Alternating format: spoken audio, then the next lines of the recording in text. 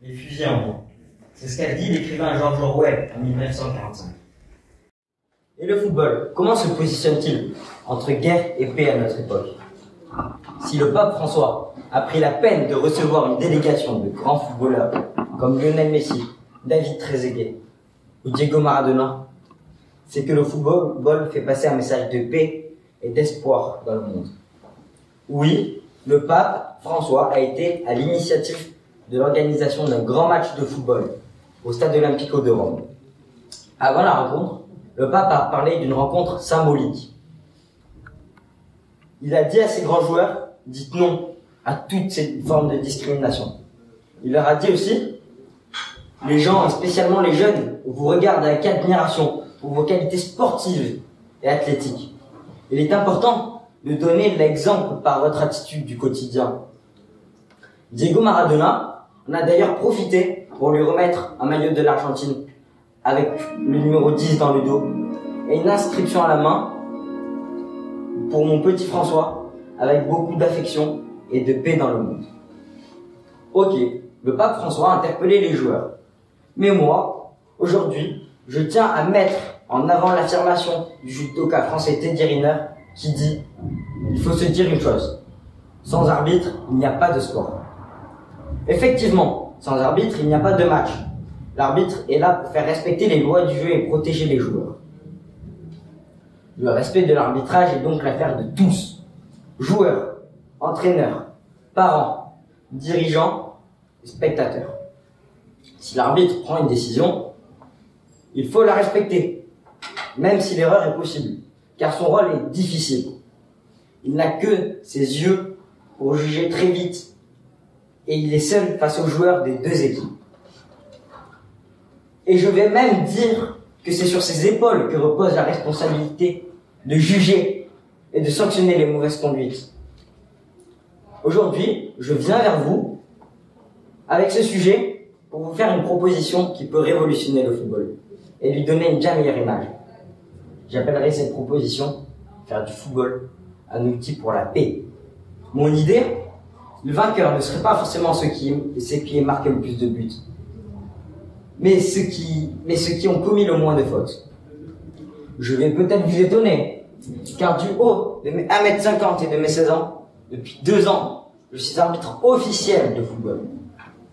Je suis passionné par l'arbitrage et le sport, mais je n'accepte pas les violences, les insultes, que ce soit physique ou verbal. Excusez-moi, mais j'ai été traité de fils de pute, enculé, nain, petit chinois, je vous en passe des pires. J'entends ça pendant tous les matchs, tout le temps.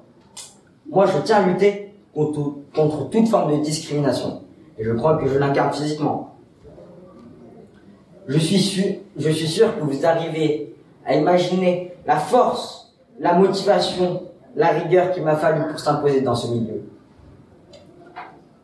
Je n'ai pas peur de dire que le football actuel mérite une réorganisation totale des lois du jeu.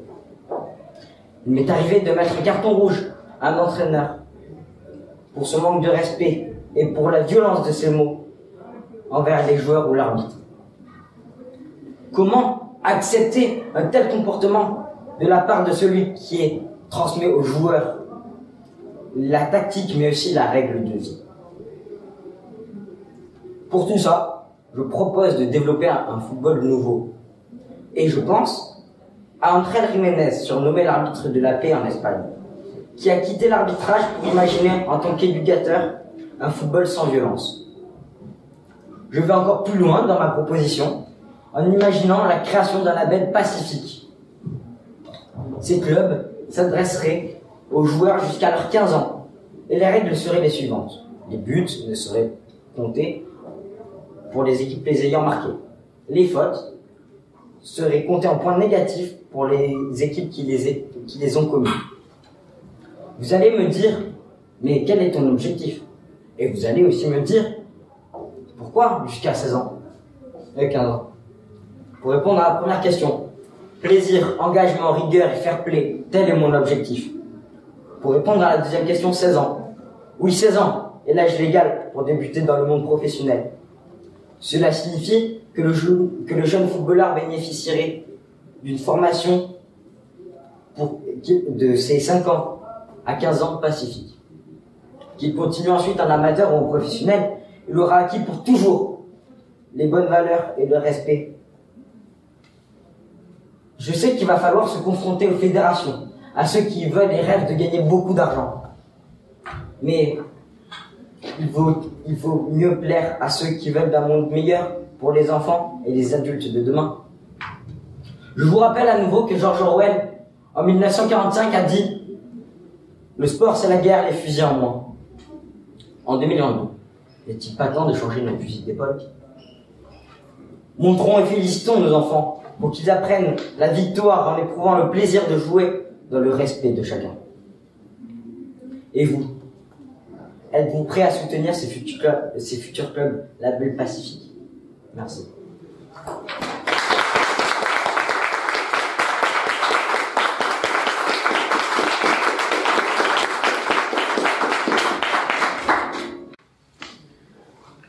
Mesdames, Messieurs les jurés, bonjour.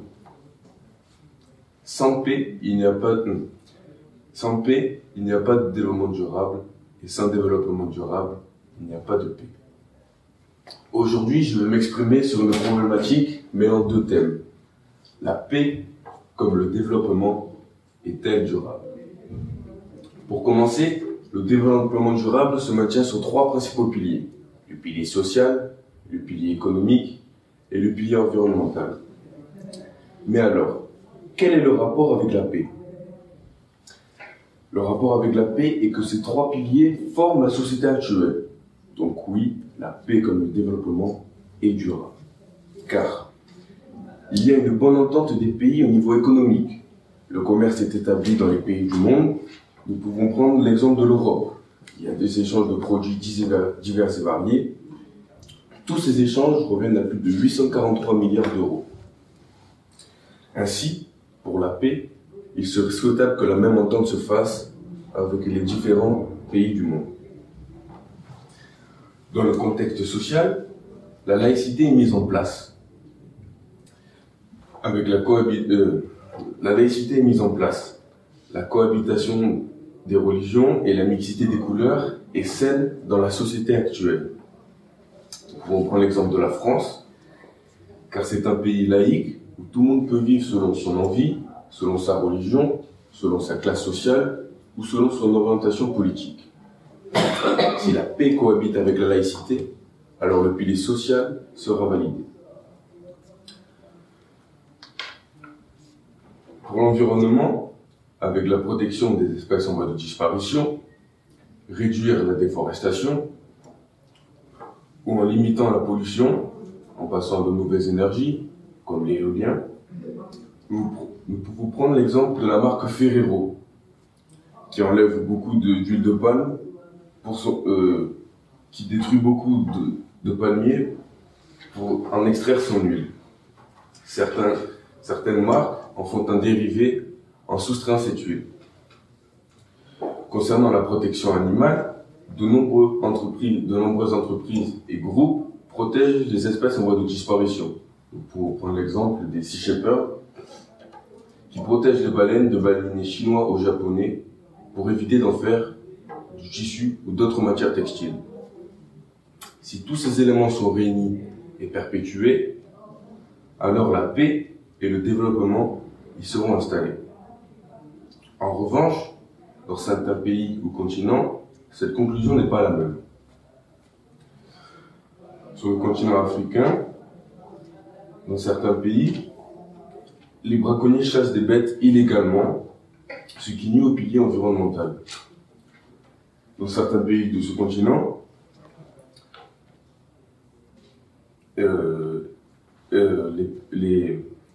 les pays manquent de ressources économiques, ce qui nuit au pilier économique. Certains pays de ce continent sont rongés par des guerres ethniques menées par des tribus qui terrorisent la population civile. Les personnes qui sont en conflit, car ils ne sont pas de la même classe sociale, ou leurs origines diffèrent selon les différents groupes. La paix n'est pas constatée, plutôt la guerre. Dans ces 3 cas, La paix n'y est pas installée, le développement encore moins. Donc il faudra que le continent se développe à l'aide d'autres pays. Sans progrès, il n'y a pas de paix possible.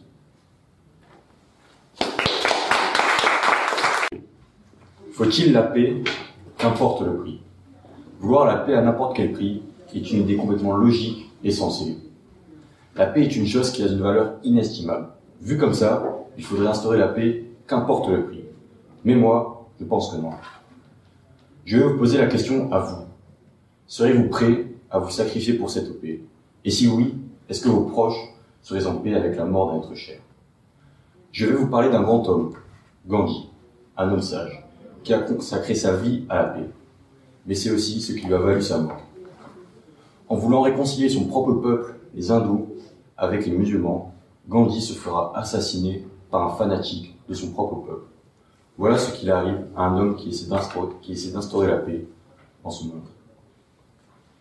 La paix n'est qu'une idéologie qui est sûrement irréalisable. Je pense que notre monde ne sera jamais en paix. Nous aurons des regrets sur tout ce que nous avons fait et perdu durant cette crise. Mais je pense que dans un pays comme la France, nous avons cette qualité de vivre que je qualifierais de paix. Mais à quel prix? Des mineurs asiatiques qui travaillent jour et nuit pour un salaire misérable pour nous fournir la vie. Des citoyens africains appauvris par leurs propres dirigeants grâce au pétrole des terres locales. Ce sont ces mêmes personnes qui donneraient tout pour de l'eau courante et qui qualifieraient ça de paix. La paix est égale à respect d'autrui, solidarité, entraide, vivre ensemble. Et si cette paix nous empêchait d'être soi-même?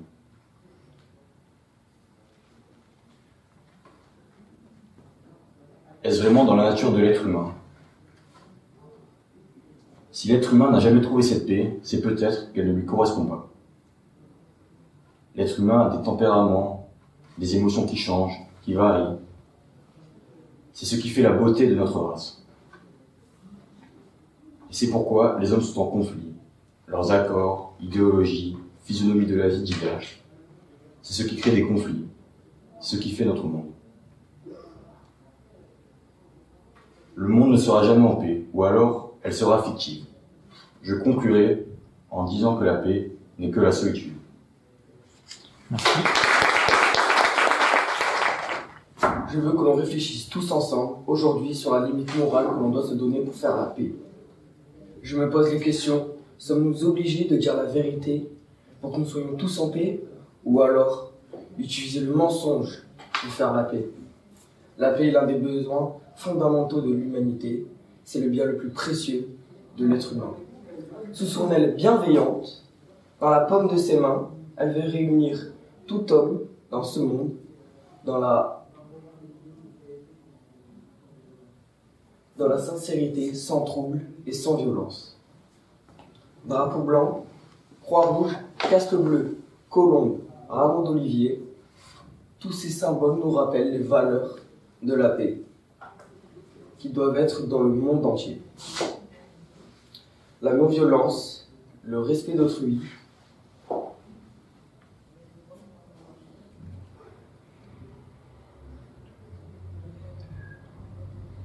et la solidarité font de la paix toute sa beauté et sa richesse. Mais voilà, la paix, malgré sa grandeur, elle est fragile et parfois difficile à atteindre ou à préserver. Faudrait-il mettre tout en œuvre et tous les moyens possibles pour être tous en paix, même l'utilisation d'un mensonge? Mais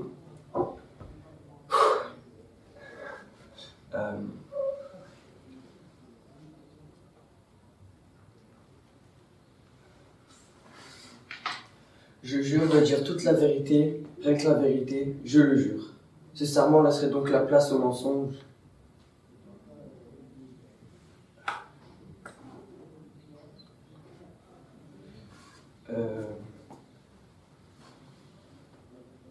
Depuis notre naissance, le mensonge est banni, puni, et la vérité se doit de prendre toute sa place.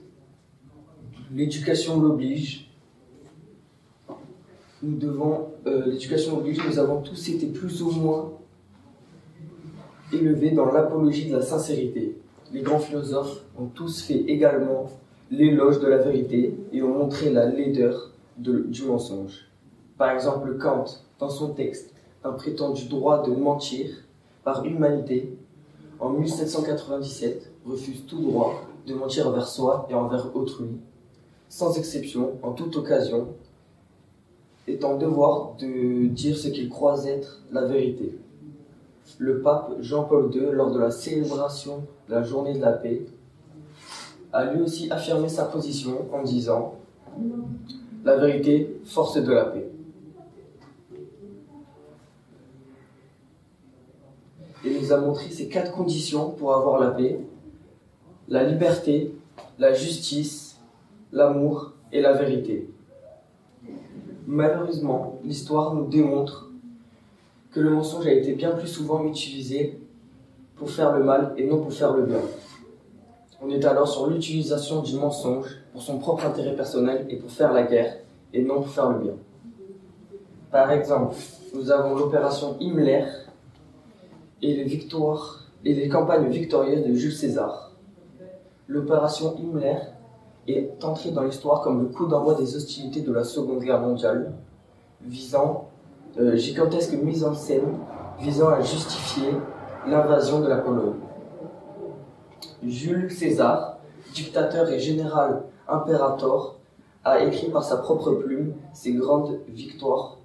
Et vu qu'il était le seul, vu que personne n'avait pu assister à ces campagnes victorieuses, il n'a pu que écrire par lui-même avec exagération toutes ces victoires. Comme personne n'avait pu assister, il lui suffisait de rentrer à Rome et d'accéder au pouvoir. Pourtant, il est arrivé qu'au cours de l'histoire, le mensonge était là pour faire le bien. Le syndrome K, un virus imaginaire inventé par 3 médecins à Rome, qui a réussi à sauver des milliers de vies de juifs. Cette épidémie inventée par ces 3 médecins à Rome a réussi à faire reculer les nazis. Quel beau mensonge! Oui, un mensonge pour faire le bien, un mensonge pour sauver des vies. Un proverbe oriental dit « Un mensonge qui tend vers la paix est mieux qu'une vérité qui cède à une sédition. » Voltaire dit « Le mensonge n'est un vice que quand il fait du bien. Le mensonge n'est un vice que quand il fait le mal. C'est une grande vertu quand il fait le bien. » Alors, mesdames, messieurs, je peux comprendre que nous soyons tous exagérés par les situations quand quelqu'un ment devant nous pour juste avoir la paix. Peu importe que l'on passe par le mensonge, tant que nous soyons tous en paix, c'est ce qu'il faut. Alors, mesdames, messieurs, peu importe si mon nez s'allonge, je pourrai tous vous mentir pour que nous soyons en paix. Merci. Vous êtes-vous déjà senti en paix? N'est-ce qu'une sensation? Avez-vous déjà réellement vécu et compris à quel point le produit de la paix est important? Pas besoin d'études, pas besoin de temps, pas besoin de richesse. Cette paix est totalement gratuite et accessible à tous. Je vais donc vous démontrer aujourd'hui l'importance de la paix, aussi merveilleuse soit-elle. Arrêtez de seulement regarder la vitrine et rentrez dans ce magasin où tout est bon et sain. Cette paix dont vous aurez toujours besoin en différents exemplaires, comme la paix dans le monde, ou la paix mentalement, ou encore la paix dans votre quotidien qui vous stresse peut-être aujourd'hui. Un calme, une détente infinie détenue par cette paix que vous pourriez acquérir sans contrepartie, sans engagement. Mais pourquoi avoir la paix? Est-ce difficile de l'acquérir? Pour que vous compreniez mieux, je vais vous donner un exemple. Lorsque vous allez au magasin et que vous ne prenez que des choses mauvaises pour la santé, car vous n'avez ni le temps ni la motivation pour regarder la composition des aliments que vous prenez, votre santé se dégradera donc petit à petit. La différence avec la paix, c'est qu'il n'y a ni besoin de temps, ni besoin de réfléchir des heures pour l'acquérir, elle est à portée de main, et si vous ne l'avez pas, votre santé se dégradera à cause de choses comme le stress, la haine ou la colère. Alors n'hésitez pas, et faites cette transaction sans frais. Engloutissez ce produit, cette paix qui vous mènera à la vie, aussi merveilleuse soit-elle. Où peut-on trouver la paix? On peut la trouver dans le monde, comme un État n'étant pas en guerre, ou dans le quotidien de vie de chacun, comme un rapport calme entre deux personnes. Je peux donc conclure que plus la paix est présente, plus la violence et tout ce qui l'accompagne disparaît. Un monde en paix est un monde béni d'amour et maudissant la haine qui nous permettrait de vivre. Une citation de Pierre Réverdy dit « Le secret de l'être, c'est l'amour, celui de la mort, c'est la haine ». On peut également la trouver en soi, la paix intérieure étant définie par un état de calme et de tranquillité mentale et physique, grâce à laquelle on a donc moins de stress. Et d'après une étude de l'université de Massachusetts aux États-Unis, il démontre que le stress réduit l'espérance de vie. Je peux donc en conclure que la paix peut créer un chemin de vie plus stable, car si on est dans un état de tranquillité mentale et physique tout au long de notre vie, on peut répondre à tout problème par la raison et l'esprit d'analyse, donc la paix. Maintenant, quels sont les mérites de la paix? La paix sauve des milliers, millions, voire milliards de personnes de la mort, de la famine, car elle stabilise notre monde en empêchant les guerres et les attaques terroristes. Dans certains pays, quand tu sors de chez toi, tu entends des tirs, imagine juste être à la place de ces gens-là. Une guerre déclenchée en 2011 à Syrie a fait, selon l'Observatoire syrien des droits de l'homme en 2020, plus de 384 000 morts, et ça, ce n'est que dans un pays. Sans la paix, il y aurait des guerres à chaque coin de rue, dans chaque pays, partout. Il est donc plus qu'important de la conserver là où elle existe encore. Maintenant, je vais donc vous donner des inconvénients à la paix, après tous les arguments que je vais vous énumérer juste avant. Mais en fait, il n'y en a pas. Il n'y en a pas. La paix est nécessaire. Comment est-il possible d'être contre ce produit de la paix, après toutes les horreurs que je viens de vous énumérer? Comment est-il possible de ne pas comprendre à quel point la paix est une des choses les plus importantes, et même, dirais-je, la plus importante au monde? Sans la paix, nous ne sommes rien. En fait, sans la paix, il est impossible de vivre. La paix dans le monde, la paix dans le collectif, la paix dans le social, la paix intérieure, tous ces sujets rapportent finalement que la paix est la solution à tout. Une solution n'entraînant ni mort, ni tristesse, et bien que de l'amour et de la tranquillité, gratuite, sans frais et accessible à tous. Comme le disait Jean-Pierre Florian au XVIIIe siècle, pour vivre heureux, vivons cachés. Et pour vivre en paix, faut-il vivre seul? Dans un premier temps, je vais aborder les avantages et les inconvénients de vivre seul, et dans un second temps, je vais vous définir selon moi ce que c'est de vivre en paix. Qu'est-ce que vivre seul? Vivre seul, c'est vivre dans le calme, éloigné de tous. Vivre seul, c'est avoir l'occasion de faire ses propres choix. Par exemple, dans une maison, on choisit nous-mêmes les décors, l'ameublement, selon nos propres goûts. Il n'y a pas de dispute sur le choix du menu ou du programme télé. On est entouré de soi-même et on vit sereinement. Par contre, imaginez-vous que vous soyez sur une île déserte, comme dans le film Seul au monde. Vous pouvez devenir fou si vous n'avez personne à qui parler. Vous pouvez toujours personnifier votre ballon et l'affubler d'un prénom pour ne pas sombrer dans la solitude. De même pour les personnes âgées qui finissent souvent seules, sans famille, sont tristes car elles n'ont pas choisi de vivre seules. De même les personnes âgées... excusez-moi. Si vous subissez la solitude, vous pouvez mal le vivre. Vivre seul doit rester un choix. Les ermites, par exemple, se retirent du monde pour vivre seul, loin des turpitudes de la vie en société. Mais ils ne sont pas vraiment seuls, ils sont souvent accompagnés par un sentiment spirituel, une transcendance qui les élève vers les cieux. Pour eux, ils ne sont pas seuls, ils sont avec Dieu. Mais qu'est-ce que vivre en paix? Il faut réunir beaucoup de valeurs pour vivre en paix avec les autres. La justice, la liberté, la solidarité, la tolérance et le respect. Mais vivre seul n'en fait pas partie, et je vais vous le montrer. L'individualisme est le mal de notre société. Un proverbe turc dit « Quiconque veut vivre en paix doit être sourd, aveugle et muet ». Faut-il vraiment en arriver là pour perdre 3 de nos sens pour vivre en paix? Je n'en suis pas sûr. On dit que quelqu'un qui est mort, qu'il repose en paix.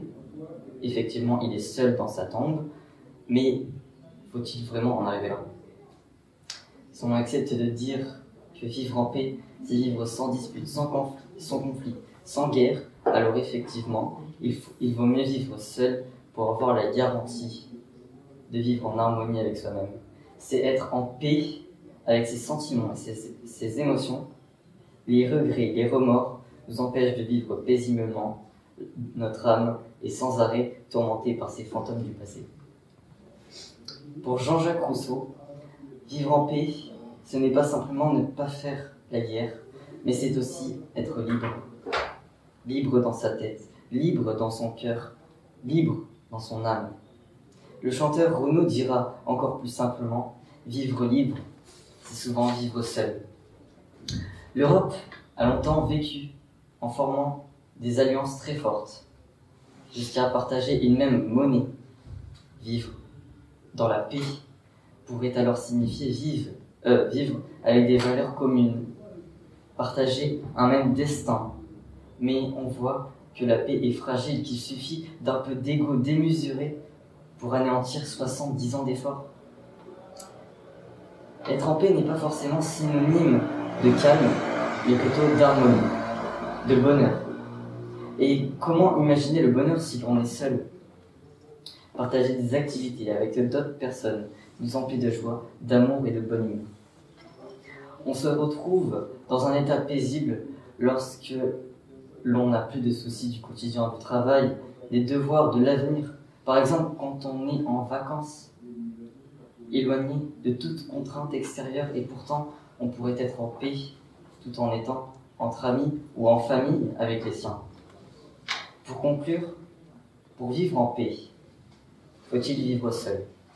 Je réponds non. Il faut vivre en harmonie, non seulement avec soi-même, mais aussi avec la nature et les autres.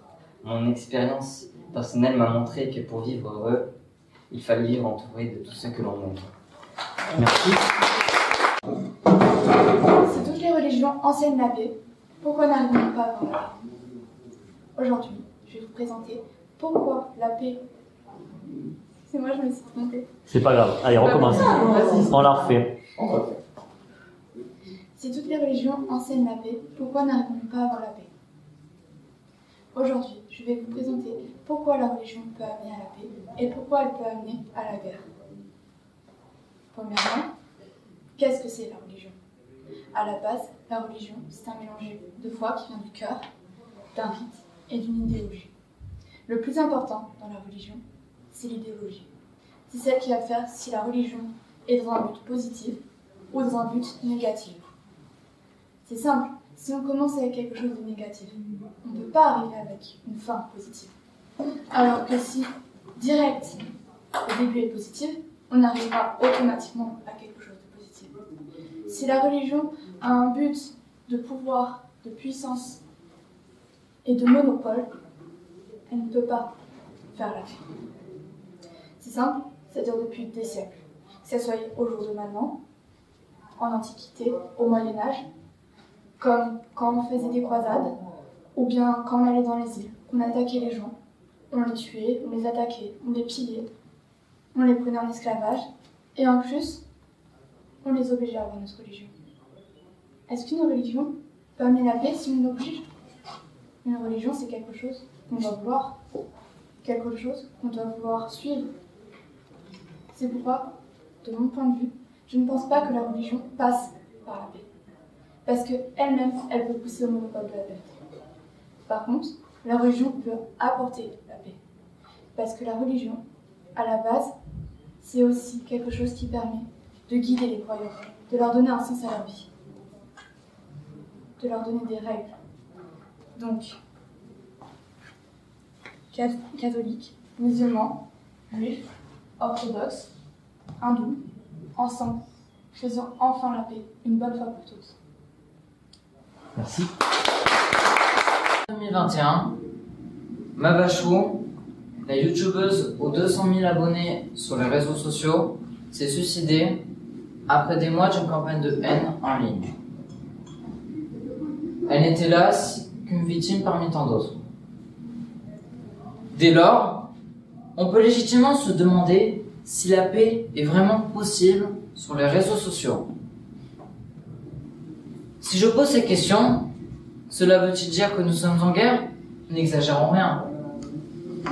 Simplement, Le recul dont on dispose aujourd'hui sur la pratique des réseaux sociaux nous permet de constater que certains problèmes graves se posent parfois. Le harcèlement, les menaces, la diffamation, les insultes et injures, les incitations à la haine ou aux discriminations, pour ne citer que les plus graves. Ces problèmes existent également dans la vie réelle, mais Internet, qui est perçu à tort comme un espace de liberté totale, permet plus facilement certaines de ces dérives. Pourquoi ? Tout d'abord, les réseaux sociaux sont conçus pour mettre en relation des personnes. C'est le principe même et la raison d'être de n'importe quel réseau social. Dès que l'on met en relation des personnes, il est normal que des opinions divergent ou que naissent des conflits. Dans la vraie vie, ces conflits sont réglés par les normes sociales, la morale, les bonnes manières, la politesse, et quand cela ne suffit pas, la police, voire la justice. Sur Internet, les gens n'ont pas forcément conscience de s'adresser à une personne. Ils sont devant un écran et parfois s'expriment sous couvert d'anonymat. Tout est permis. L'insulte devient facile. La haine s'exprime sans filtre. Des choses qu'on n'oserait jamais dire en face d'une personne sont dites en face de son écran.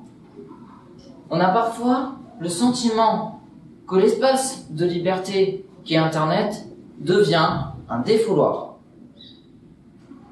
Voilà pourquoi ces dérives que l'on a pu remarquer sur les réseaux sociaux posent de véritables problèmes et le pourquoi de mon titre un peu provocateur.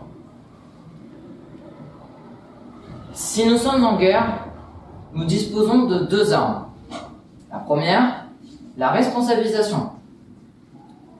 C'est-à-dire que les réseaux sociaux sont dans l'obligation de réguler les intervenants qui dérapent. S'ils ne le font pas, les réseaux sociaux sont parfois tenus responsables des contenus ou des commentaires publics, au même titre qu'un directeur de publication, dans le cas d'un journal. La deuxième, la loi. Lorsque l'autorégulation ne suffit pas, cela peut aller jusqu'à la justice pénale, donc aboutir à des condamnations, comme l'affaire Mila. L'adolescente, ayant refusé des avances d'un internaute musulman, a reçu des insultes et des menaces provenant de cet internaute. Elle a par la suite critiqué l'islam sur les réseaux sociaux. Cette critique lui a valu des accusations de racisme et des menaces de mort. Depuis, elle a été contrainte de quitter son école et vit sous protection. On le voit, Internet fait parfois une intrusion malheureuse dans la vie réelle. Internet est un outil du quotidien. Ce nouveau mode de communication perd son statut de liberté totale qui était le sien à ses débuts et devient un espace normé dans lequel tous les comportements ne sont pas autorisés et dans lequel la loi a son mot à dire. Dans ce cadre, les réseaux sociaux n'échappent pas à cette tendance. Au contraire. Les comportements antisociaux sont désormais passibles de sanctions. Lors de l'affaire Miss Provence, la Miss a fait l'objet de tweets antisémites et les internautes auteurs de ces tweets ont été poursuivis par la justice et sanctionnés par le tribunal correctionnel de Paris il y a quelques mois de cela. Il n'y a plus d'impunité sur les réseaux sociaux et l'État a décidé de s'impliquer. La force doit rester à la loi.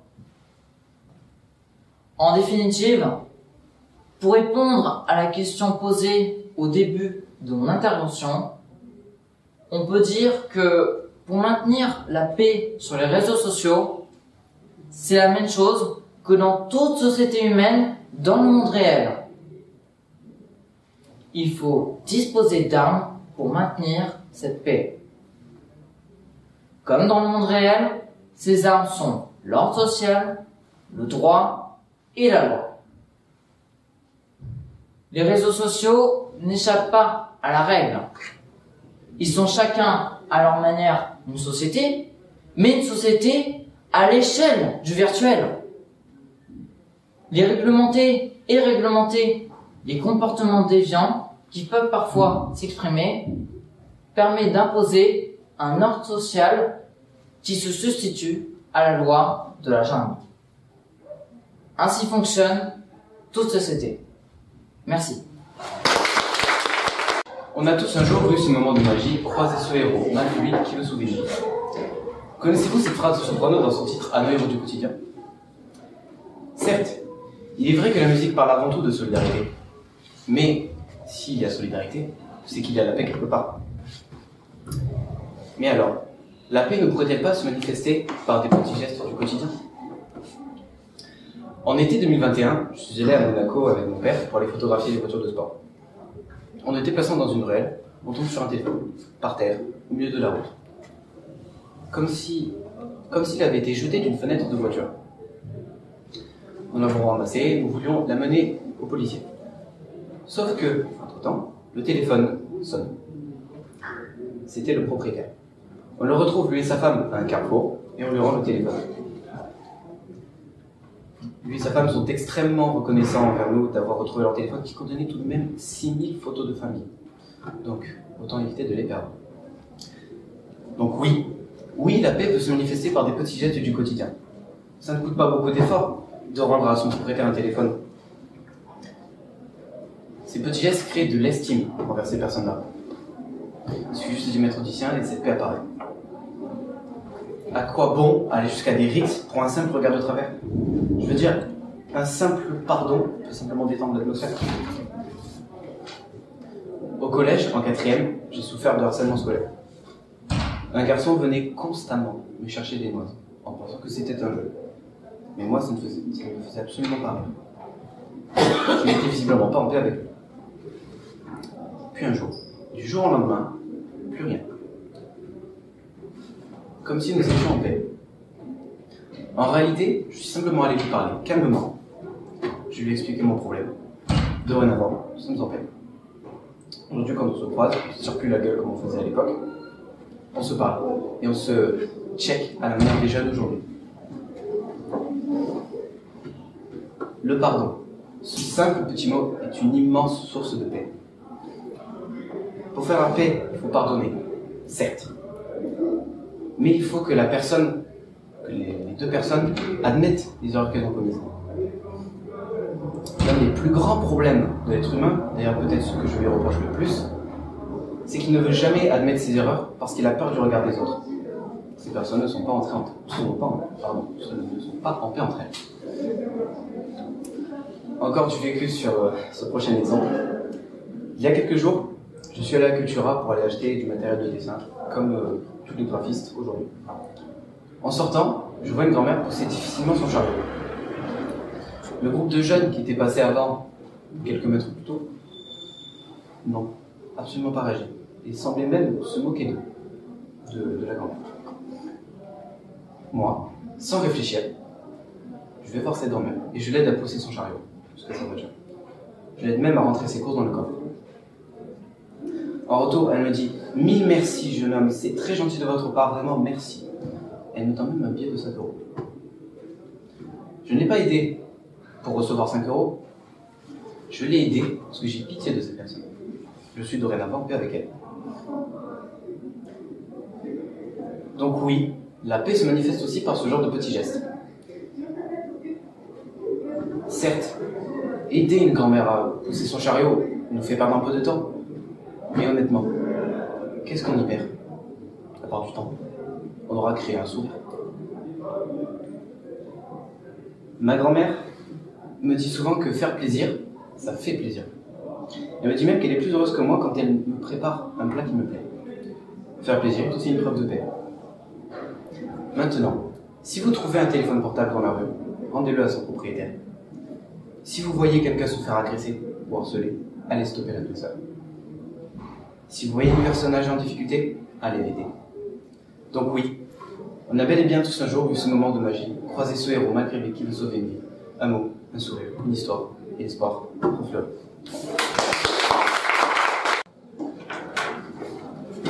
La paix. On parle souvent de la paix. Mais qu'est-ce que c'est réellement? On peut le visualiser de différentes façons, comme un concept qui désigne un état de calme, de tranquillité. Il y a aussi l'absence de guerre et de conflit. Elle peut également correspondre à un idéal social et politique. Elle est perçue de différentes façons selon les individus. Mais faut-il la paix? Peu importe le prix. Si par paix on entend un état de repos, et même de sérénité, qui permet aux hommes de vivre, de survivre ensemble, et même de vivre bien, comment pourrait-on, et même devrait-on ne pas la vouloir? Ne peut-on penser, en effet, que la paix constitue le bien suprême, la fin ultime, qu'il faut impérativement la vouloir, mais aussi l'employer, par tous les moyens possibles, jusqu'au détriment de tous les autres biens si nécessaire? Dans un premier temps, je vais vous montrer pourquoi il ne faut pas tout sacrifier pour la paix, au risque de la perdre, et dans un second temps les dégâts que cela peut causer. Premièrement, à vouloir la paix à tout prix, les hommes ne finissent-ils pas, individuellement et collectivement, par être éloignés de ce qui fait le plus propre de leur humanité, c'est-à-dire la liberté, l'égalité et la fraternité? Et l'idée de paix ne finit-elle pas de façon ouverte ou trompeuse par apporter une violence qu'elle prétend pourtant elle-même épargner aux hommes pour les en détourner directement, notamment en mettant définitivement fin à la guerre?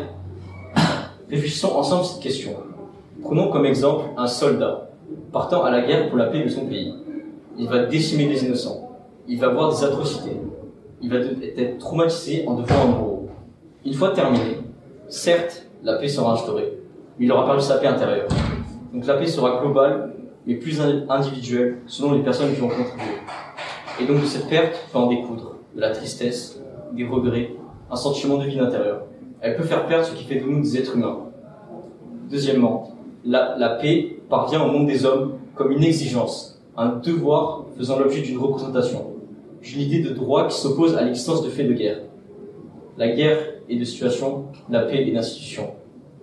La finitude, mais si la finitude est bien de l'essence de l'homme, est-elle la condition unique de l'humanité, et donc la guerre son indépassable destin? Moi je pense que non. Et pourquoi me diriez-vous? Car derrière tout ça, il y a des conséquences, et pas des moindres, comme la guerre en Algérie, avec des centaines de milliers, voire des millions de morts, des familles en deuil, des enfants qui se retrouvent tout seuls. Pensez également à ces soldats, avec des syndromes post-traumatiques, qui se retrouvent abîmés, tout ça pour une paix sanglante. Maintenant, je vais vous montrer un extrait d'un témoignage d'un chrétien. Il s'agit d'un jeune appelé Jean Muller. C'était un ancien scout et malheureusement mort dans son embuscade en Algérie le 27 octobre 1956. Les lettres qu'il adressait à ses amis ont révélé la torture en Algérie.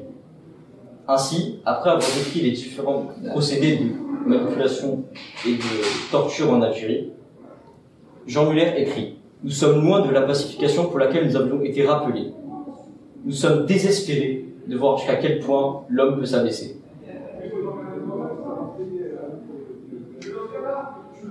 Ceci nous montre qu'en faisant la guerre pour la paix, on y perd plus que ce qu'on y gagne.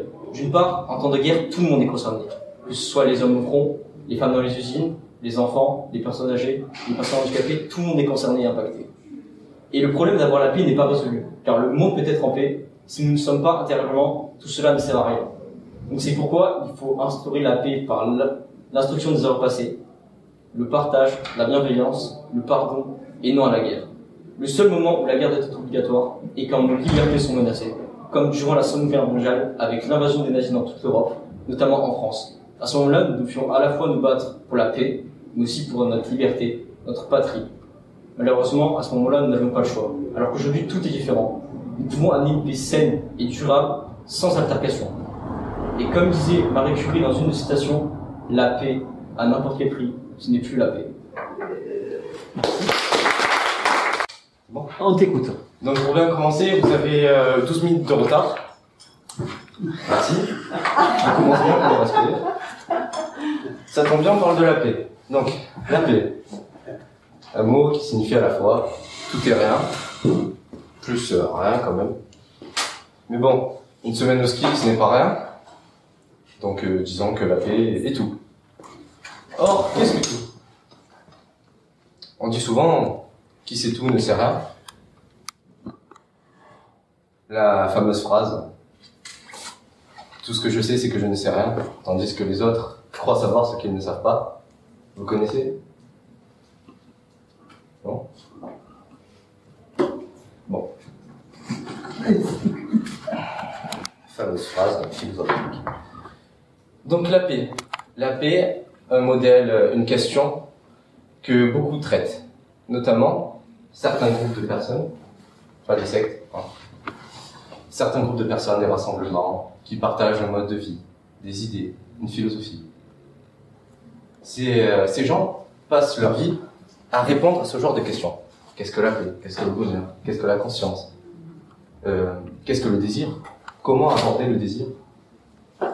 Les philosophes répondent à ce genre de questions par des textes incompréhensibles que l'éducation nationale nous force à étudier. Et donc, pour en revenir à cette philosophie, les stoïciens proposent leur définition de la paix. J'ai choisi les stoïciens car ils avaient un nom d'équipe plutôt correct.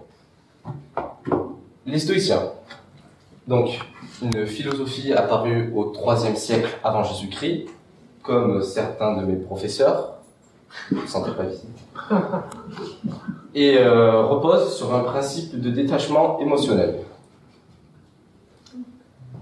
Le stoïcisme, de plus, demande un alignement avec les lois de l'univers. Ils ne sont pas dans Star Wars. Les lois de l'univers. Notamment la loi de causalité. La loi de causalité qui énonce que chaque action a une conséquence, que chaque cause génère une réaction. En partant de ce principe, on peut se dire que tout ce que je veux, je peux l'obtenir par le biais de mes actions, par le biais de ce que je vais engendrer, de ce que je vais créer, de ce que je vais faire pour obtenir la chose souhaitée. Cependant, on peut se demander qu'est-ce que je dois faire pour obtenir ce que je veux? Voilà, une question. Ça commence par se poser la question de qu'est-ce que je veux? Qu'est-ce que je veux? Ici, nous voulons la paix. Ici, les stoïciens pensent que la paix se retrouve dans la sagesse, et la sagesse dans le respect de cette loi de causalité. Car c'est vrai, qui n'est pas en paix si chacun a ce qu'il veut? Par exemple, moi, j'aimerais commencer les cours, par exemple, à 10h. Mais ce n'est pas possible, parce que j'ai SES de 9 à 10. Du coup, je ne suis pas en paix avec moi-même. Le matin, je me réveille, je ne suis pas en paix. Je m'habille, je ne suis pas en paix. Je mange, je ne suis pas en paix. Je viens, je prends le métro, je ne suis pas en paix. Car je suis tourmenté par le fait que je suis fatigué. De plus, nous pouvons nous demander quel sens a le fait d'obtenir la paix. Car au final, si chacun a ce qu'il désire, le monde est nul. Car il n'y a plus de difficultés, il n'y a plus de challenge. Si j'ai tout ce que je veux en faisant les choses car j'étudie les choses qui provoquent ce que je veux, si je les ai, il n'y a plus de challenge au final. Parce que c'est trop facile. Or, l'être humain, comme on le connaît, est un être désireux, mais flemmard. Un être qui ne sait quoi faire, ou qui sait quoi faire, mais n'a pas envie de le faire. Ainsi, personne, ou du moins pas tout le monde, ne peut atteindre ce qu'il veut par les moyens qu'il veut. Cependant, on peut se demander, est-ce que c'est une bonne chose que chacun ait ce qu'il veut? Nous avons déjà vu, dans l'histoire, que certains personnages voulaient des choses un peu trop extrémistes. Donc on peut se demander si tous les rêves méritent-ils d'être réalisés.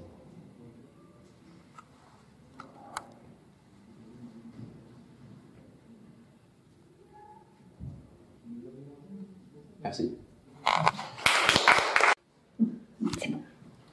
Quand tu veux. Okay. Cher jury, bonjour. Je suis Thibaut Barbero, Chichi pour les intimes. Aujourd'hui, je vais enfiler mon gilet pare-balles. Parce que je vais vous parler d'un sujet qui nous tient à cœur en ce moment. Vivre à la guerre, mourir en paix. Je suis croyant en Dieu. Oui, je suis catholique. Bon, même si en ce moment, ce n'est pas trop à la mode. Pourquoi je dis ça? Les réseaux sociaux, c'est un moyen de divertissement, mais aussi un moyen de conflit. Aujourd'hui, des terroristes, donc je vais vous donner un exemple, comme l'attentat de Nice du 14 juillet 2016, où un semi-remorque est arrivé et a tué des milliers de personnes. Ce chauffeur se faisait comprendre qu'il était islamique. Donc, la religion musulmane, aujourd'hui, se fait parler du mauvais côté, alors que pourtant, c'est une religion comme tous les autres. La politique. La politique. En ce moment, nous sommes en plein dans la politique. Nous avons fait les élections présidentielles, donc certains sont pour Emmanuel Macron, certains sont pour Marine Le Pen, ou pas, peu importe. Chacun est pour ses idées. Mais pourtant, le vote est secret, mais certains les oublient. Comment voulez-vous la paix? Quotidiennement, on vit la guerre. Nous allons au travail, pourquoi? Pour gagner sa vie, pourquoi? Pour vivre en tranquillité.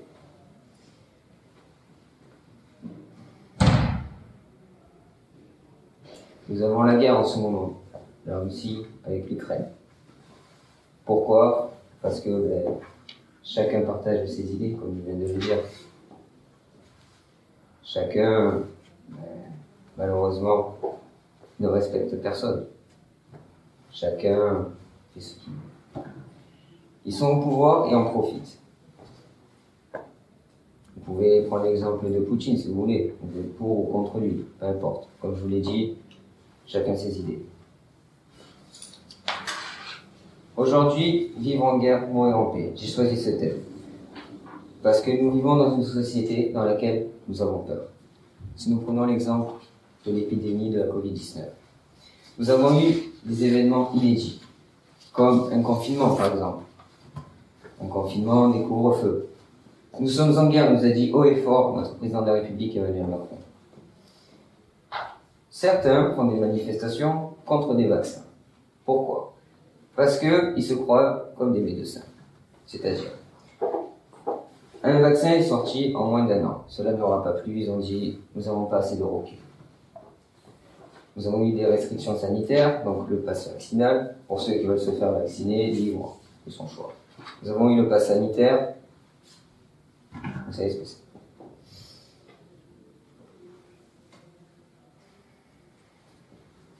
Mon grand-père était un ancien capitaine de police. Il adorait ce métier, mais aujourd'hui, il le déteste. Pourquoi? Comme je vous l'ai dit, chacun veut ce qu'il veut. Si nous prenons l'exemple d'une cité. Dans la cité, chacun fait sa loi. C'est-à-dire, nous avons des dealers, nous avons la drogue, nous avons voilà. Dans des cités, oui, et dans des cités, non.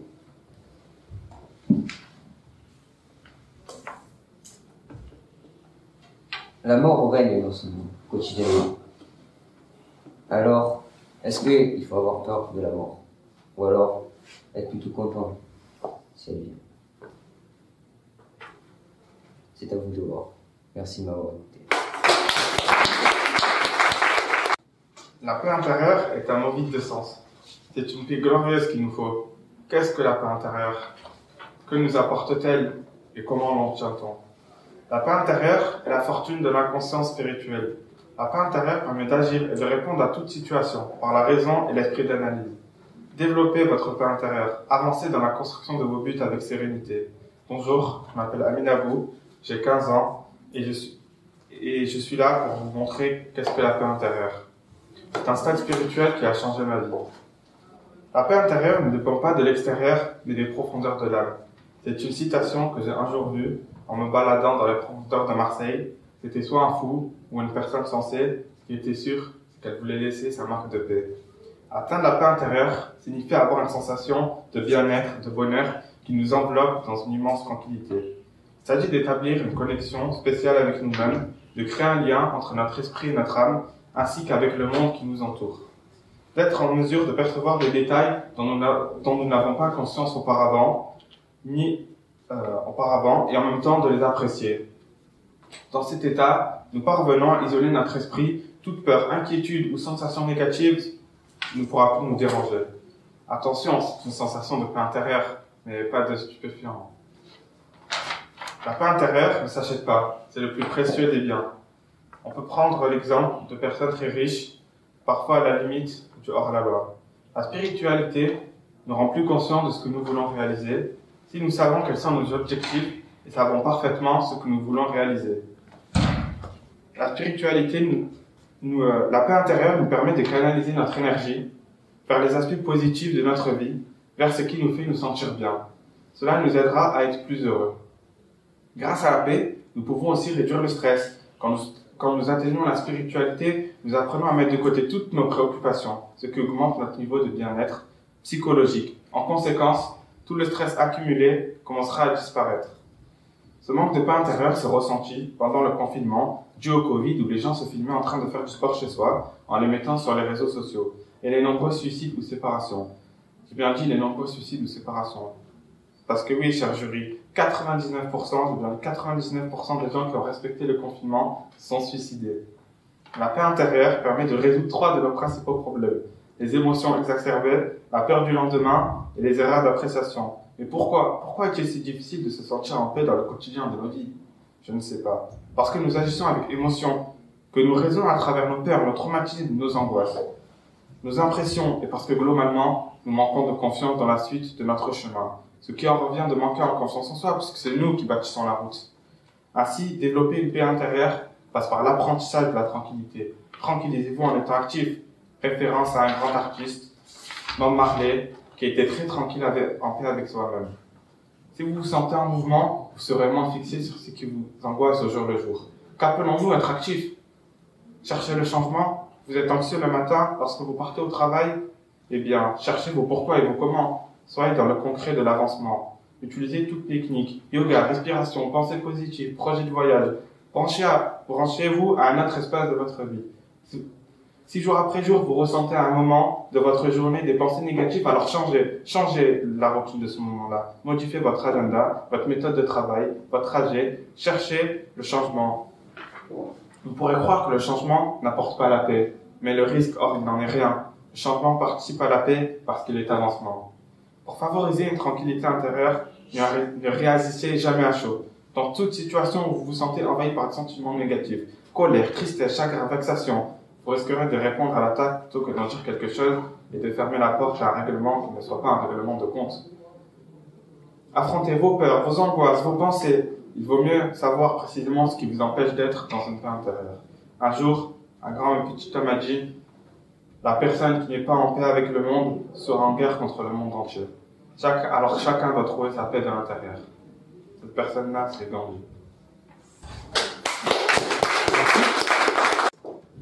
Nelson Mandela a dit « J'ai appris que le courage n'est pas l'absence de peur, mais la capacité de la vaincre. » La paix est comme une fleur frêle, mais très bien entretenue.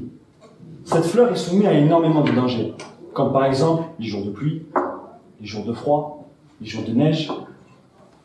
La paix est comme cette fleur, elle est révolue, elle ne dure jamais dans le temps. J'ai une question à vous poser. Est-ce que selon vous, le courage est-il nécessaire pour maintenir la paix et la prospérité dans le monde? Nous vivons dans un monde qui est constamment en danger, mais qui essaie de maintenir une paix stable. Mais est-ce réellement possible vu les différentes politiques qui existent dans le globe? Plus de 4 pays sont en guerre à l'heure où l'on parle. Le monde est en deuil, le monde est en larmes. Des milliers de personnes meurent par simple soif de pouvoir et de domination. Et dans tous ces pays, des centaines de personnes meurent et nous vivons en ignorant ces tragédies. Le monde souffre déjà assez comme ça, par la pauvreté, le réchauffement climatique et plein d'autres dangers. Des gens, dus à ces guerres, sont obligés de quitter leur pays, leur famille, leurs amis. Et petit à petit, certains finissent par mourir dû au bombardement. Écoutez ces chiffres. Plus de 33 000 personnes sont mortes en Syrie en 2017. 19 000 en Afghanistan, puis 11 000 en Irak. Les gens n'ont plus d'espoir. Leurs vies sont enlevées par leurs opposants. Les hommes luttent pour leur survie, pendant que eux souffrent pour leur famille et leur pays. À l'heure où l'on parle, des enfants comme nous, qui sont en cours, qui vivent une vie normale, assez basique, finissent par se faire toucher par des bombardements ou des attaques d'autres pays. À un point où les enfants de notre âge, de mon âge, se posent une seule et unique question. Est-ce que demain auront-ils toujours la chance de pouvoir respirer? Est-ce que demain auront-ils toujours la chance d'avoir un toit dans lequel vivre, d'avoir une famille toujours? Ou même si demain ils auront encore la chance de respirer ou non? Quant aux hommes et aux femmes qui subissent simplement la violence et l'anarchie de ces guerres, alors qu'ils n'ont aucun cas eu le moindre choix, ils subissent seulement sans aucune réelle raison. Nous avons la chance de pouvoir vivre avec la plupart de notre côté, notre famille, de pouvoir manger auprès d'eux, de raconter notre journée assez dur travaillée, de pouvoir avoir des personnes sur qui compter. Nous n'avons aucun combat, mais eux si. Pourtant, nous arrivons à nous plaindre et à causer des guerres entre nous, à se discriminer, à s'insulter entre nous, alors qu'on devrait garder cette salive pour convaincre les autres et aider son prochain, de vaincre la peur qui est en nous et enfin ressentir ce fabuleux sentiment, le courage. Un homme doit faire preuve de courage pour atteindre ses ambitions. Servons-nous de ce courage pour mener à la paix et à la stabilité. Mais la stabilité est-il possible dans un monde qui se déteste et qui s'insulte? J'ai l'audace de dire oui, c'est possible. Aujourd'hui, j'ai l'audace de parler devant vous, dans des thématiques politiques et humanitaires. Aujourd'hui, j'ai eu le courage de vous proposer de nombreux textes que je suis en train de vous réciter. Aujourd'hui, vous utilisez votre courage pour de nombreuses choses aujourd'hui. Pour prendre la parole lorsque vous n'êtes pas d'accord avec quelqu'un, pour aider quelqu'un dans la rue s'il en a besoin. Vous pouvez vous servir de votre courage, mais servez-vous-en pour faire de bonnes choses. Si quelqu'un est dans le mal, servez-vous de tout ce courage pour l'aider. Lorsque quelqu'un est au sol, tout le courage qui est en vous, utilisez-le pour l'aider. Si vous vous sentez capable de changer les choses par des capacités que vous avez ou des talents, si vous savez dessiner, dessinez donc. Vous savez parler, bien faites comme moi, essayez de changer les choses en parlant à des gens et essayez de convaincre que tout est possible avec du travail et de l'acharnement et du courage.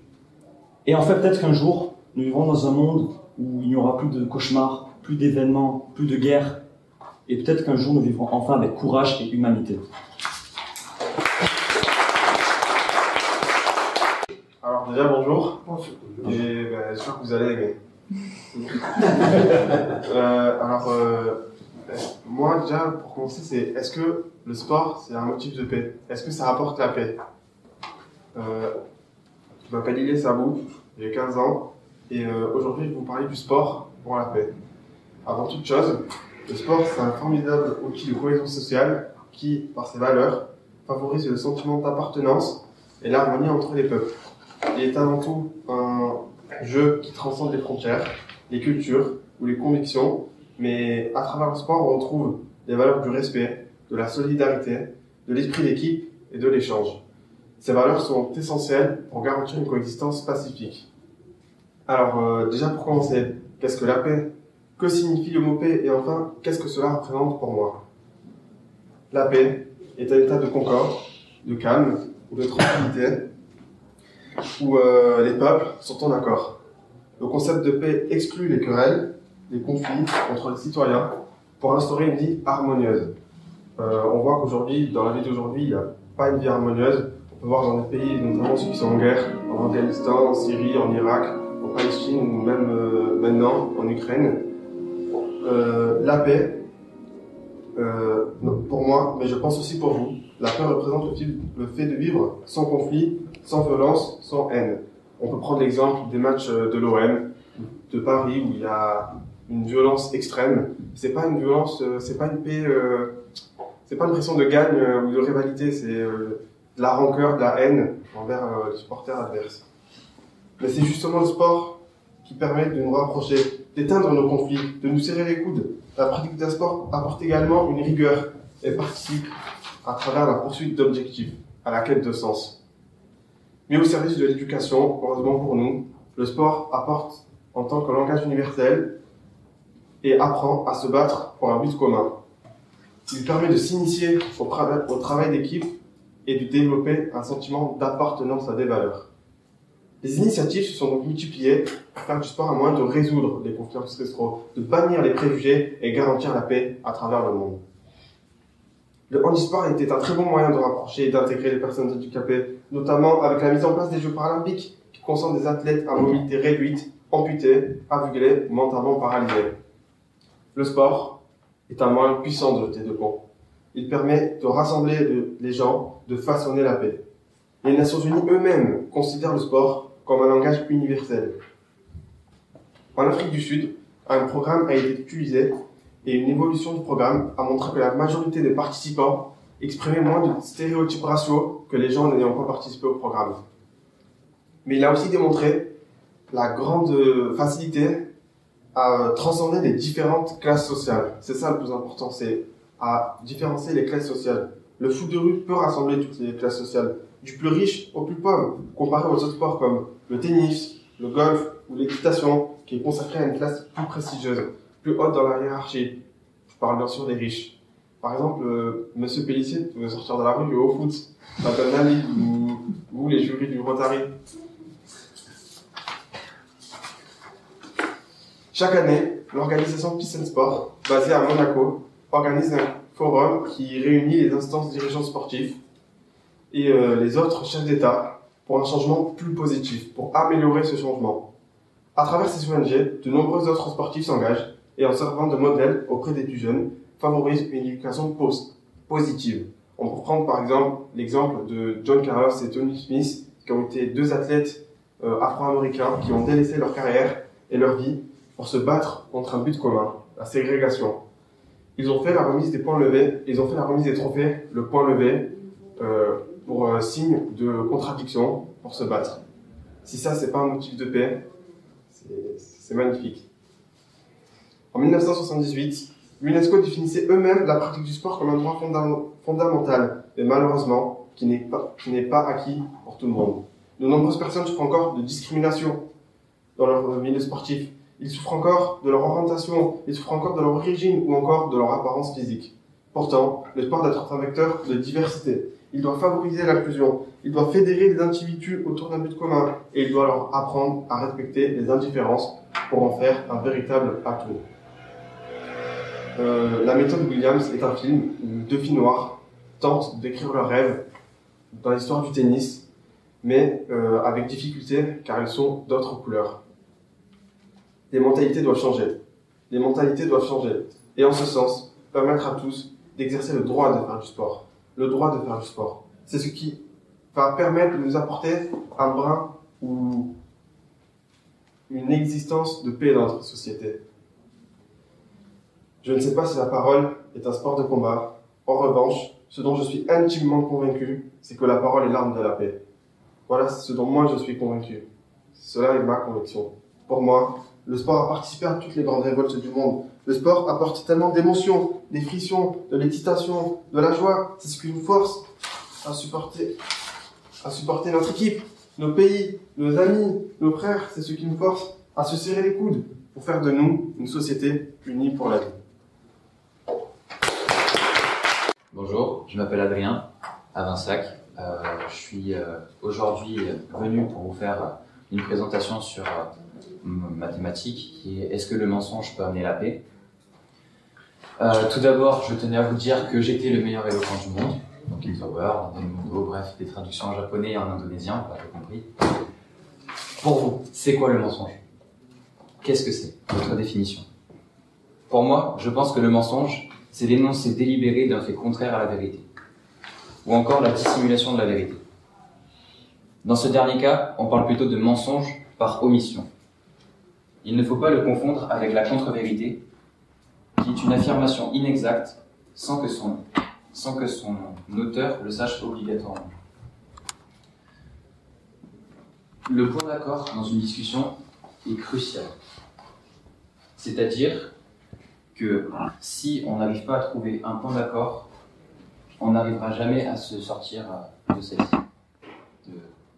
de ce souci commun à tous. Ce que j'essaie de vous faire comprendre, c'est que le mensonge peut aider à avoir la vérité, à établir la paix, mais il peut aussi la détruire en une fraction de seconde, en disant un mot qui peut blesser, ou même pire, avoir des grosses conséquences.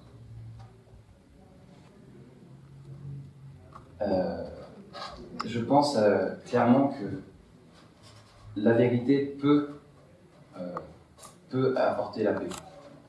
C'est-à-dire que si vous, monsieur, vous dites à madame pour je ne sais quel sujet ou je ne sais quelle raison, qu'elle ne vous plaît pas, vous allez choisir quelle solution? La solution de confrontation ou la solution de trouver un point d'accord pour lui faire comprendre ce que vous pensez d'elle.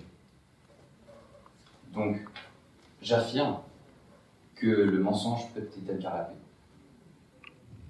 Après, la paix n'est pas toujours présente grâce au mensonge. Il ne faut pas l'oublier. Par des gestes, par des attentions, ça existe toujours. Mais c'est les mots qu'on retient le plus. C'est les mots qu'on va capter le plus, qui va rester gravé dans notre mémoire. Je pense clairement qu'il peut détruire la paix installée. Comme je vous le disais précédemment, par des mots qui peuvent blesser, mais surtout par des faits. Vous savez, le mensonge, c'est très simple. C'est une petite bulle où on va mentir pour une petite chose. Et au fur et à mesure du temps, on va mentir pour des choses plus importantes. Des choses avec des plus grosses conséquences. Et sortir de ce cercle vicieux est juste super compliqué. Je pense aussi, je me base que sur des je pense, mais j'en suis même sûr, que la paix, c'est un 50-50. C'est-à-dire qu'il faut faire des acceptations pour que les autres fassent des acceptations. Je ne dis pas qu'il faut changer pour justement avoir la paix, je dis juste qu'il faut être soi-même et accepter les autres comme ils sont. Donc je pense que la paix peut établir la paix. Non. Donc je pense que le mensonge peut établir la paix. Merci de m'avoir écouté. La paix. Un si petit mot pour une si grande signification. Mais qu'est-ce que la paix? Au commencement de notre ère, la paix c'est avant tout un synonyme de bien-être, si on tient compte de la signification tirée de la Bible. Quelques siècles plus tard, au XVIIe, le philosophe Spinoza la définissait ainsi. La paix, ce n'est pas l'absence de guerre, c'est une vertu, un état d'esprit, une volonté de bienveillance, de confiance et de justice. Mais qu'en est-il de nos jours? Qu'est-ce qui se cache derrière ces 4 petites lettres? Sa signification est-elle toujours la même? A-t-elle évolué? Et une fois cette question résolue, nous pourrons alors nous poser cette question essentielle. Est-ce que la paix, telle que nous la définissons, nous, êtres humains du XXIe siècle, est-elle réalisable de nos jours? Est-ce que la notion de paix est-elle réaliste dans le monde où nous vivons? N'est-ce pas une utopie au fond d'y croire? Sinon, si on se réfère au dictionnaire français, la paix c'est avant tout un concept. Ce dernier désigne un état de calme, de tranquillité, ainsi que l'absence de guerre, de conflit et de perturbation. C'est également un idéal social et politique. C'est un travail de longue haleine que nous devrions mener collectivement pour le bien de tous. Mais la notion de paix est toujours liée à la notion de guerre. Pour Thomas Hobbes, on ne fait la guerre que pour vaincre, c'est-à-dire imposer sa paix. Et Albert Camus ira plus loin en déclarant que la paix est la seule bataille qui vaut la peine d'être menée. Vous l'aurez compris, il est difficile, encore plus de nos jours, d'imaginer un monde sans perturbation ou sans conflit. Des conflits, il en existe, dans tous les domaines. Au niveau économique, politique, et même dans le domaine sportif. Toute divergence d'opinion et de système peuvent créer des tensions à tous les niveaux. Certains me diront que le sport n'est pas une guerre, car par définition, le sport c'est avant tout une activité physique exercée dans le sens de l'effort. Mais si l'on définit le terme de guerre comme une rivalité entre 2 parties, cela peut prendre tout son sens dans le sport. Je pointe pour exemple une rivalité que vous connaissez probablement tous, une rivalité qui dure depuis des années, voire des décennies. Cette rivalité est celle qui oppose 2 grands clubs de foot, l'Olympique de Marseille et le Paris Saint-Germain, capitale de notre beau pays qui est la France. Je pense que nous pouvons appeler ça une guerre. Elle oppose 2 équipes sportives, certes, mais cela reste quand même un affrontement. 11 joueurs face à 11 autres joueurs, qui se battent pour obtenir la victoire, une reconnaissance. Et c'est aussi une guerre entre fervents supporters, qui défendent leurs couleurs malgré les reproches, les critiques. Alors bien sûr, il n'y a pas de combat sanglant, de blessés ou de morts, mais c'est un conflit plus larvé, plus sournois, avec des tensions fortes qui peuvent entraîner des répercussions morales sur des joueurs ou des supporters. Ce bien qu'est la paix et à laquelle nous aspirons tous de manière individuelle n'est-elle pas vaine? Est-elle possible à l'échelle mondiale avec toutes nos différences culturelles, économiques, politiques et sociales? Nous venons de le démontrer. Les conflits font partie intégrante de nos vies. Ils sont au cœur de toutes nos relations humaines, et même si au fond de nous, nous aspirons à atteindre cette vertu qui est la paix, que ce soit au sein de nos familles, en tant que citoyens, ou en tant qu'hommes appartenant à un monde à grande échelle, ce n'est malheureusement qu'un idéal. Et qui dit idéal peut sous-entendre qu'il est impossible à atteindre. C'est un but que nous nous donnons, mais nous n'atteindrons certainement jamais. Et je pourrais conclure en faisant le lien avec la série Kaamelott, qui, pour ceux qui ne connaissent pas, c'est une série française parodiant l'histoire du roi Arthur, où cette citation est dite par Léo Dagan, son beau-père. Ce ne sont pas les idées qui vous manquent, ce sont les envies de les réaliser. Les entendez-vous? Moi je les entends. Ce sont les voisins du haut, ou du bas, je ne sais trop. J'entends ma petite sœur, je suis fatigué de ma journée lycée, et je les entends. Encore, ils se disputent, querelle après querelle, année après année, se disputent. À croire qu'ils aiment ça, qu'ils aiment ce pays, qu'ils aiment cette guerre. En parlant de guerre, à quel autre mot pensez-vous après avoir entendu le mot guerre? Combat, terreur, souffrance, armes.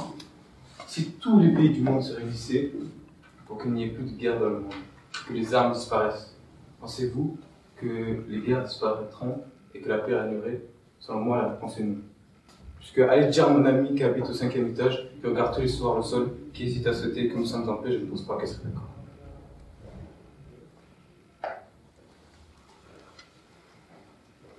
Paix, tranquillité, sécurité, accalmie, calme. Quel est le lien entre ces mots? Toi et toi, quel est le lien entre ces mots? La stabilité. La stabilité. La stabilité, comment pourrions-nous marcher? Comment enlacerions-nous nos proches? La paix pourrait ne durer que 3 secondes. Ah, je tombe. Sans stabilité, nous nous faisons mal. J'ai mal. Nous tombons. Vous tombez. Je tombe. Dans ma propre tombe. Pendant que je vous parle, la paix est déjà partie. Elle est partie sans dire un mot. De la même manière qu'elle est venue. Quel est l'inverse de la paix? Le principe fondamental de la paix est la stabilité. Donc en toute logique, l'inverse est l'instabilité. L'instabilité fait régner l'anarchie. Une société détruite de l'intérieur, une société détruite de l'extérieur peut se reconstruire. Mais les conséquences de l'anarchie détruisent de l'intérieur. Une société détruite de l'intérieur ne peut se reconstruire et ne peut qu'assister à sa propre destruction. Au XIXe siècle, la France a perdu pour la première fois une colonie. Cette colonie s'appelait Haïti, et je vous parle de cette colonie car je suis moi-même d'origine haïtienne. La France a alors accepté cette indépendance à condition qu'il paye un impôt colossal. Cet énorme impôt est à cause du faible développement d'Haïti aujourd'hui et où les petits et grands rêvent de voir ailleurs. Un pays a empêché un autre de vivre en paix. Oui, je vous le confirme. Aujourd'hui, l'Hexagone ne tire ni sur Haïti, ni sur un autre État.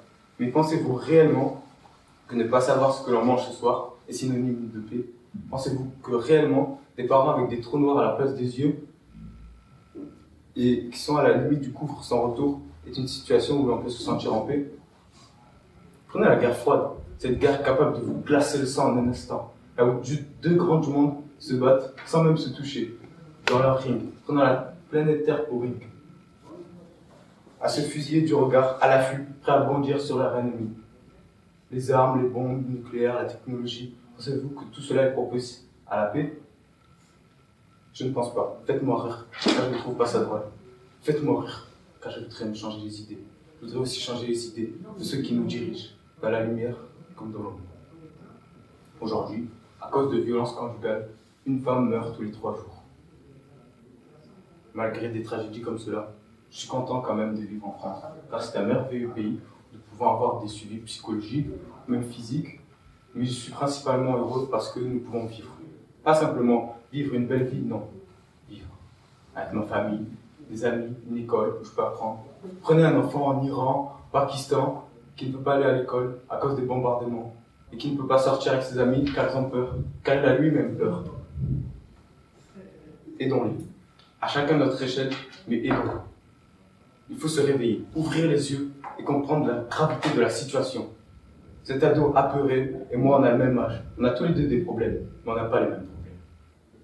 Moi je me demande quelle paire de chaussures je vais mettre demain. Lui se demande si demain il va encore vivre. Alors ce que je vous conseillerais de faire, est d'aider votre prochain, tout simplement.